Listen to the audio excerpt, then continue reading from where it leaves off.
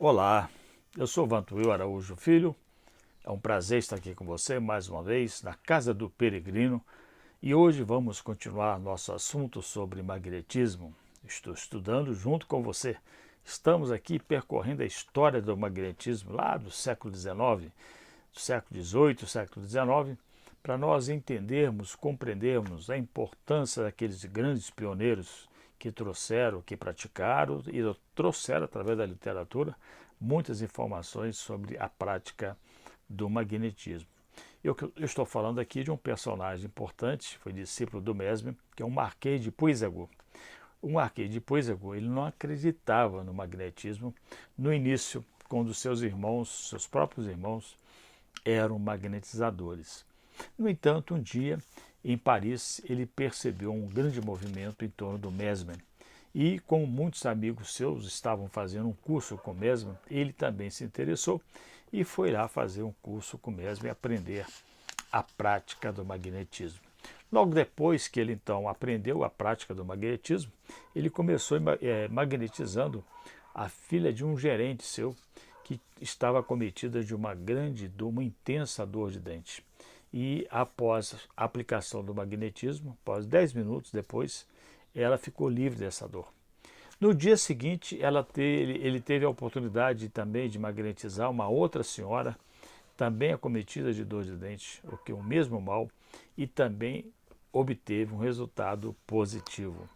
A partir daí, ele começou então a se interessar profundamente pelo assunto, ficou conhecido, mas ele tem uma característica muito interessante, que ele fazia isso pelo bem das pessoas, ele apenas tinha vontade de ajudar as pessoas a se livrarem dos seus problemas de dor, de doença de uma forma geral.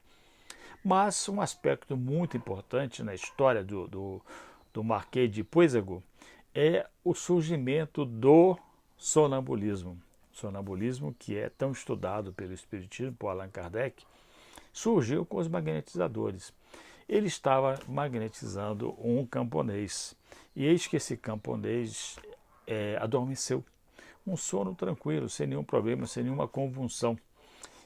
Mas ele apresentou, durante o sono, uma lucidez extraordinária que surpreendeu o Marquês de Puységur. Ele estava com uma lucidez a ponto de, inclusive, fazer um diagnóstico de um problema que o próprio Marquês de Puységur estava apresentando, e com uma terapia segura que deu resultado. E a partir daí, então, nós podemos afirmar que o sonambulismo surgiu e foi muito conhecido e foi muito utilizado durante os processos de magnetismo em toda a França. Foi a atuação do sonambulismo, embora eles não tivessem conhecimento, explicação sobre o fato. Isso veio a acontecer depois com Kardec, que também era um magnetizador. Mas um fato interessante na história do Marquês de Puységur é o fato de que muitas pessoas o procuravam para obter o benefício do magnetismo, e ele não podendo atender a todos, como aconteceu com o Mesmer lá atrás, né, quando o Mesmer criou aquele dispositivo especial para que as pessoas pudessem ter então uma ação de magnetismo coletiva. Ele então passou a magnetizar as árvores. Nesse processo de magnetizar as árvores, ele pendurava cordas nos galhos das árvores. E essas cordas, então, os pacientes vinham, tocavam nessas cordas e, a partir daí, eles obtinham o efeito do magnetismo, veja bem, de forma coletiva. Então, um processo muito interessante que aconteceu na história do magnetismo através desse personagem, Marquês de Puységur. Ele depois, então, conheceu inclusive o Deleuze, né? E com o Deleuze, eles criaram uma atividade muito próxima um do outro, né?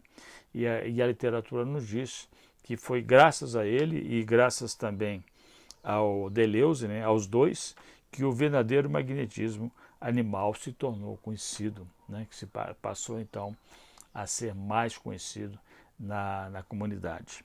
Depois veio o Deleuze, e o Deleuze então trouxe muito mais contribuição.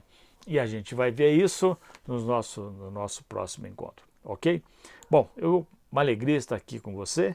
Eu quero que você tenha uma semana de muita prosperidade, muita saúde. Estude magnetismo, esteja comigo no nosso próximo encontro, se Deus quiser. Paz e luz.